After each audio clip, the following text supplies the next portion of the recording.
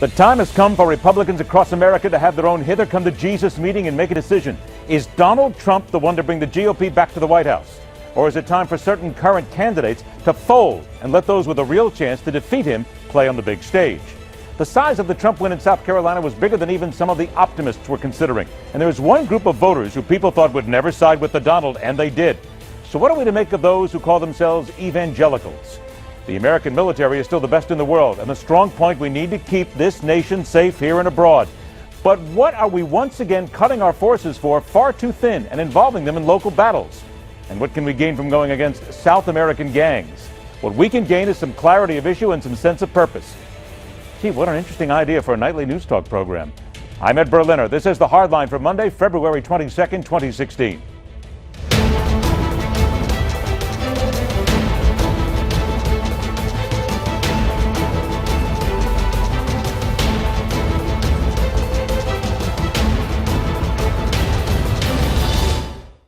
We're going to win. Oh, are we going to win? You're going to get so tired of winning. You're going to get so tired. You're going to say, please, please, Mr. President, we can't stand it anymore. We don't want to keep winning. We can't stand it. And I'm going to say, I don't care. We're going to keep winning. We're going to make America great again. Welcome to Nevada. That's Nevada and not Nevada for the sloppy of language. The lights never go down, the drinks never stop flowing, and there is more balderdash, bluster, and bull hockey than any Hillary Clinton rally or meeting of the Kardashian clan. That's a tight selection, to be certain. The Republican presidential candidate train has rolled into town armed with all the hyperbole and hope that Daley shows up at the crap tables. But of course, the stakes are slightly just a little bit higher. Where some believe that Donald is inevitable, Bernie has a chance, and America is not too disgusted with both sides to seek out a cocktail instead of a ballot box. How fitting we're talking about this on National Margarita Day. We begin tonight with a political animal, and by the time we're done, only political teetotalers will be left standing. He is the CEO of Christie Strategies, Daily Beast contributor and former deputy assistant to Dick Cheney, Ron Christie. He is the former Democratic senatorial aide and now contributor at The Hill, Brent Budowsky. Gentlemen, buckle in, pour yourself a margarita. Let's go ahead and get to work. Ron, good to see you again. Let's go ahead and start with you here. Interesting thought as we go ahead and look towards Nevada tomorrow night. Donald Trump with over 30% of the vote in South Carolina. However, that means about 70% of the people didn't vote for Donald Trump. Now, Marco Rubio told George Stephanopoulos on ABC why he thinks Donald Trump is beatable, and he mentioned that very thing. Here's what he said. He's the front runner when you have 7 people running and they're dividing up 70% of the vote. We need to remember here, over 70% of Republicans nationally have basically said we're not voting for Donald Trump. And as long as that 70% is being divided up by 5 people, of course he's the front runner. But once that number narrows, we'll have a different election, and we're getting closer to that point. Ron, do he and those who say that Donald Trump is not inevitable have a point, or are we missing something? They do, Ed. And first of all, it is good to be back. Good to see you. Well, listen, we're now talking about 5 candidates in this race. We're not talking about 12. We're not looking at what Governor Pataki or Gilmore or some of the other folks who are sort of hanging on the periphery are saying. We're now looking at 5. And I think the debate on Thursday in Texas is going to be very, very instructive, because not only are we going to have what's going on in Nevada, but we're now going to look forward to Super Tuesday. And people ranging from Vermont and Massachusetts and all the way down to those SEC states are going to say, does Donald Trump represent at 30, 32, 33% the majority of the Republican Party, or can we, with this 60 some odd percentage points, can we do better as a party? So that's what I'm really looking to see in the next week or so. So, Brent, let me get this from your side as well. Donald Trump is the leader, no doubt about it. He won South Carolina big. Look, we don't want to denigrate what he did because he was the big winner. But his unfavorable rating among Republicans is huge. Most people do not even think about him as second place. What is it that the others have to do if they want to take Donald Trump down? Or is it just impossible at this point that Cruz, Rubio, whomever you want to put in there, Brent, is just not good enough? Oh, no. Ed, as a Democrat, I would hope that the Republicans are unwise enough to nominate Trump. But as a wise man once said, I will never lie to you. And I don't believe that is even close to inevitable, okay? No, I think that Marco Rubio, I've been writing this and saying it on Newsmax and elsewhere for a long time, has a better chance of being nominated than any of the pundits predict. I think that Trump is obviously the front runner now, but is so far away from inevitable with his less than 100 delegates. It's almost a joke watching certain other networks proclaim him as the nominee. I think the date of destiny for Rubio, remember where you heard this, I predict will be March 15th. He has until the March 15th primaries to break out and make it one-on-one or one-on-two where he becomes the Plan C candidate. I've been saying that for a while. I think that is a very plausible, almost likely scenario. And I think that Rubio is the candidate that Democrats fear. Rubio is the candidate that the Republicans that don't want either Trump or Cruz, and it's not just the establishment, by the way. Donald gets 67% of people in South Carolina want somebody else. And the Today Show says he's unstoppable. I'm sorry. I don't buy it. Watch Rubio, March 15th. Ron, let's get to that point, though. And a lot of people agree with Brent, actually, and say that Marco Rubio is the most likely. But he's getting a lot of Wall Street money, which people don't like to begin with. He is considered establishment. We're told this is the non-establishment year. And Ron, let's be honest, when people talk about Marco Rubio, they go, yeah, we like him, but there always seems to be a little hesitation in there. So can he overcome all this? I think he can.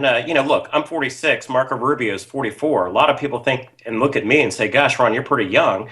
I look at Senator Rubio and say, you've been in the Senate for one term. You've been the Speaker of the House. You've, had an impressive resume. But I think there's a lot of concern of, do we really want to put another 44-year-old, relatively untested senator in the world's most important and powerful job?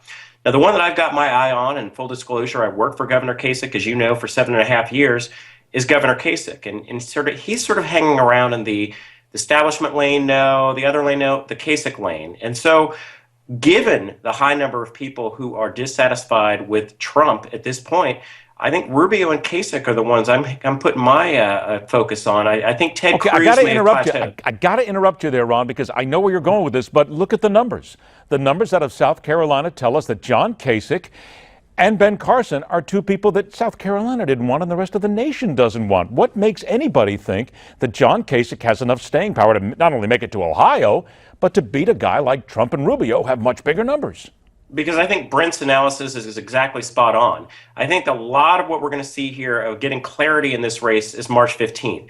Between now and March 15th, you have the proportional states that are voting. So in other words, you don't have to win everything. You can still continue to compete, still continue to collect delegates. If Kasich's around, I think he has a strong chance of winning not only Ohio, but as Michigan as well.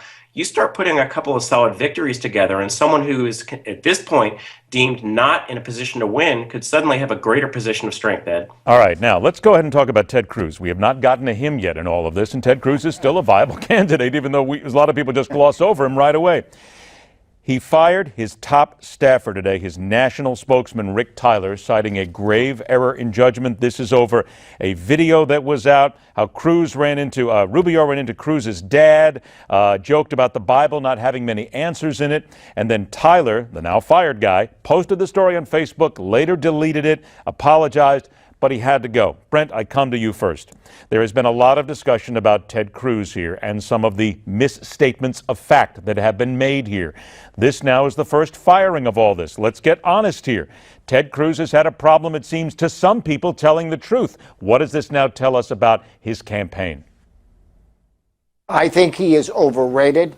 I think Ted Cruz has earned his status as the most unpopular Republican senator in the Republican Senate. When I write columns criticizing Cruz, I get more thank you notes from Republicans than Democrats. And it's not the establishment. Ted Cruz is a nihilist. He's against everything. He's a loudmouth, and he has run a very dirty campaign. And you're not going to hear me agreeing that much with Donald Trump. But what Trump said about Cruz when he sent that mailer out in Iowa threatening people if they don't vote and vote for Cruz, the Postal Service inspectors ought to be inspecting that to find out if that was a violation of federal law, using the mail to influence a campaign by spreading a lie. And Ted Cruz is a dirty campaigner. He's run a dirty campaign.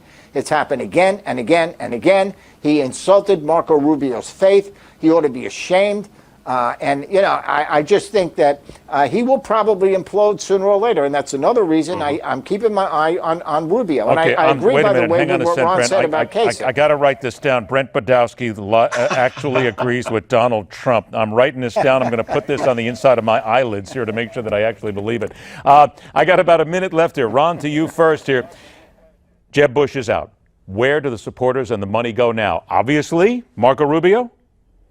I think conventional wisdom is Marco Rubio. I've heard that some of his fundraising folks and some of the people who have previously donated to Bush are going to Rubio. I think to a lesser extent, Kasich. I don't think it's going to go to Ted Cruz. It's not going to go to Cruz or to Carson. Let me say one quick thing here, 10 seconds. Ted Cruz was never liked when he was working in the Bush administration. He got his opportunity there, and this is how he shows the loyalty, by stabbing people in the back. I think this is going to bring down his campaign, ultimately, his lack of character. There's a number of people I've spoken to in the last 48 hours who tell me that they think exactly what you said here, that Ted Cruz may be unsalvageable at this point. Okay, 20 seconds to both of you. Here we go. The polls and the odds in Vegas are speaking now. They have Trump on top for the GOP nomination. Second place flip between Cruz and Rubio. Okay, Brent, 20 seconds to you. Who's more reliable, the pollsters or the Vegas odds makers? I think Trump wins. Rubio does better than people think, but watch March 15th. That's where the going gets tough and the rubber meets the road. You heard it here. All right, I'm writing it down right now. March 15th, and you actually agreed with Donald Trump. I'm putting those both down. 20 seconds to you, Ron. Vegas odds makers or the pollsters? Totally agree with Brent here. The date to watch is March 15th. I think Trump wins rather handily. Then once we start getting into the winner-take-all delegates, it'll be interesting to see if the Republicans stand up and say, is this who we really want as our standard bearer? I don't think so.